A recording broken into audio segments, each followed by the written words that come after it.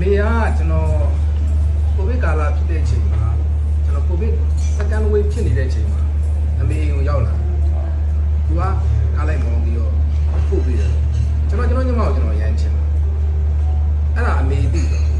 မေသိတာဖြစ်တော့ကျွန်တော်သူ့ကိုအမေကဘယ်နေရာမှာဆိုကျွန်တော်လိုက်နေတဲ့အရာတခုကျွန်တော်သဘောကျတယ်နည်းနည်းလေးဟာရမကြိုက်သူ့ဘေးနားမှာယောက်ျားလေးတစ်ယောက်ကြောက်လာလို့ကျွန်တော်ပုံစံမကြိုက်ဟာရမကြိုက်သူ့ဘေးနားမှာယောက်ျားလေးတစ်ယောက်ကြောက်လာလို့ကျွန်တော်ပုံစံမကြိုက်ကြိုက်အဲ့တော့အဲ့စကားတွေအကုန်လုံးကျွန်တော်ညီမကပြောတယ်အမေကိုပဲကျွန်တော်ဥတည်ပြီးတော့အများတိုင်းကျွန်တော်အမေနဲ့ပြောလာကိုဗစ်ကာလမှာကျွန်တော်မေးတယ်မေးပြတယ်အားဘူးတယ်ဟုတ်ဘူးတငယ်ချင်းဒါပေမဲ့ရေရှည်မှာကျွန်တော်ကိုလိန်လို့မရဘူးအဲ့တော့ကျွန်တော်အကဲခတ်လာ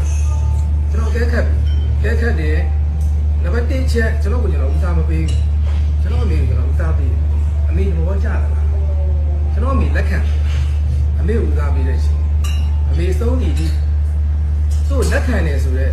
အမှုရာတခုသူ့ကိုကျွန်တော်မြင်တဲ့ရှင်ကျွန်တော်အမေလက်ခံတဲ့အရာတခုကျွန်တော်လက်ကိုလက်ခံပေးရ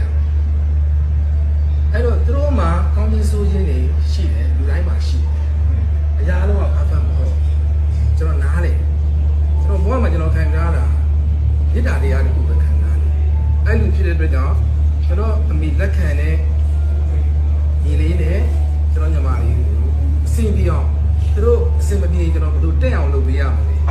တယောက်နားလည်မှုရှိအောင်ဘယ်လိုလုပ်ရမလဲကျွန်တော်ညီမကသူ့ကိုပြောနေရင်